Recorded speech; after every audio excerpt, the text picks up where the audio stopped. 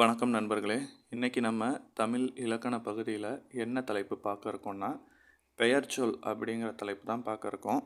ஏற்கனவே போன இலக்கண வகுப்பில் பார்த்திங்கன்னா, நம்ம 4 வகை சொற்கள் பார்த்துருந்தோம். 4 வகை சொற்களில் பெயர்ச்சொல்னா என்ன, வினைச்சொல்னா என்ன, அப்புறம் பார்த்திங்கன்னா இது உரிச்சொல்னா என்ன, இதெல்லாமே இடைச்சொல் எல்லாமே போன வீடியோவில் நம்ம பார்த்துருந்தோம். நீங்கள் ஃபஸ்ட் டைம் நம்ம சேனலுக்கு வரீங்கன்னா இலக்கண வகுப்பு 1லேருந்து பார்த்து வாங்க. 1, 2, 3ன்னு பார்த்து வந்தீங்கன்னா உங்களுக்கு ரொம்பவே ஈஸியாக இருக்கும்.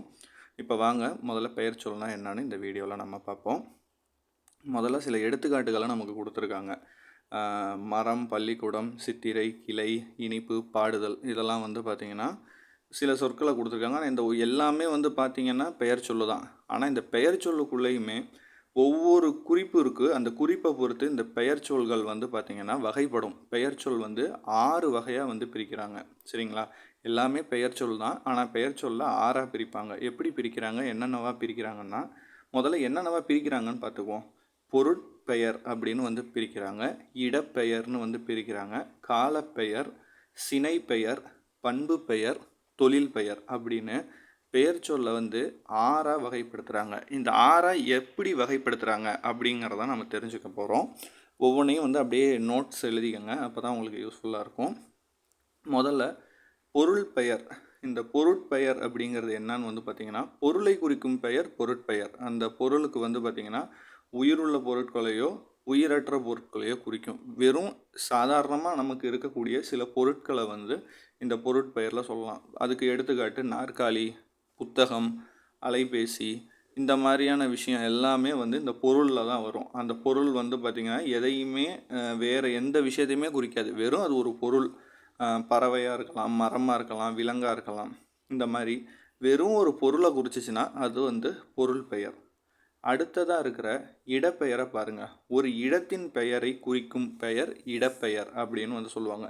உடனே நிறைய பேர் என்ன நினைப்பீங்கன்னா, ஒரு இடத்த குறிக்கணும்னா ஊரோட பேரை மட்டும் சொன்னால் தான் புரியும். உதாரணத்துக்கு தஞ்சாவூர், திருச்சி, சென்னை, தமிழ்நாடு அப்படின்னு அந்த இடத்தோட பேரை சொன்னால் தான் அப்படின்லாம் கிடையாது. அந்த மாதிரி நேரடியாக கொடுத்தா உங்களுக்கு சுலபமாக இருக்கும். இப்போ சென்னைன்னு கொடுக்குறாங்கன்னா சென்னை ஒரு ஊர் பெயர், ஒரு இடத்தோட பெயர்னு நமக்கு தெரியும். ஆனால் அந்த மாதிரி கொடுக்காம பள்ளி அப்படின்னு கொடுப்பாங்க.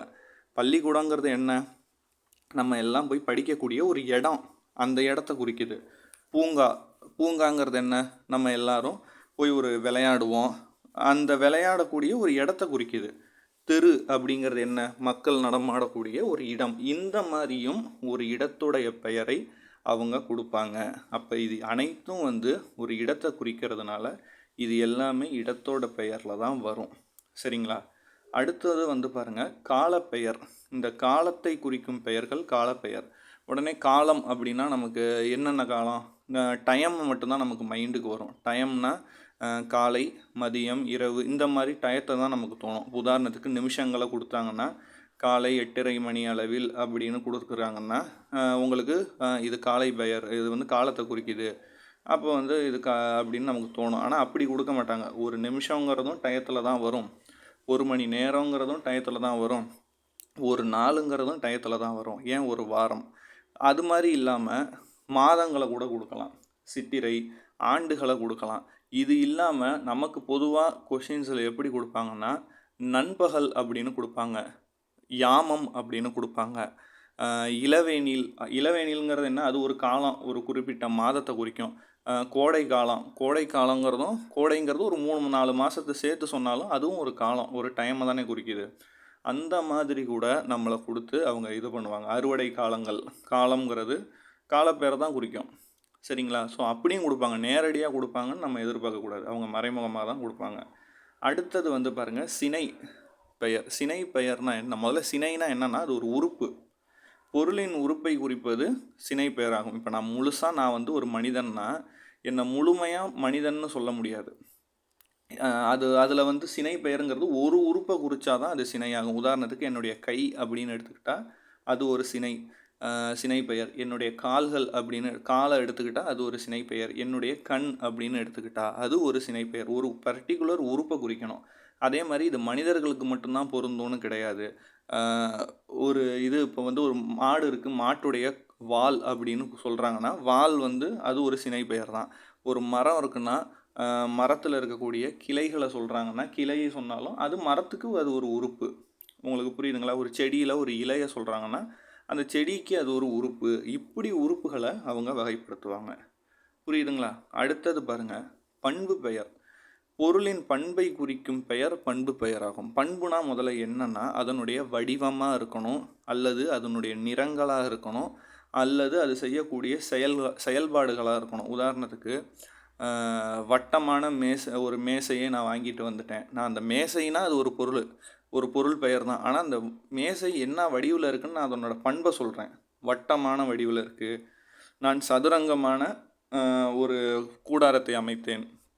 கூடாரம்ங்கிறது ஒரு பொருள் பெயர் தான். ஆனால் சதுரமான வடிவில்னு நான் சொல்கிறேன். அதோட வடிவத்தை நான் சொல்கிறேன்.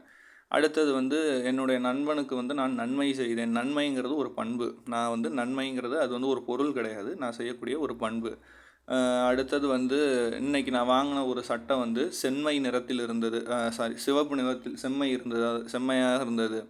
அதெல்லாம் வந்து அதனோட பண்பை குறிக்குது. இந்த மாதிரி நிறங்களையோ வடிவங்களையோ செயல்பாடுகளையோ அது குறிக்கும். தொழில் பெயர் நமக்கு ரொம்பவே எளிமையாக புரியும். தொழிலை குறிக்கும் பெயர் தொழில் பெயராகும். இப்போ படித்தலாகிய ஒரு தொழிலை செய்கிறோம். ஆடுதல்னால் ஆடக்கூடிய ஒரு தொழில். ஆடுதல்ங்கிறது ஒரு தொழில், நடித்தல்ங்கிறது நடிப்புங்கிறது ஒரு தொழில். இப்படி தான் பொருள் பெயர், இடப்பெயர், காலப்பெயர், சினைப்பெயர், பண்பு பெயர், தொழில் பெயர்னு பொருள் பெயரை வந்து பார்த்திங்கன்னா 6ஆக வகைப்படுத்துகிறாங்க. சரிங்களா?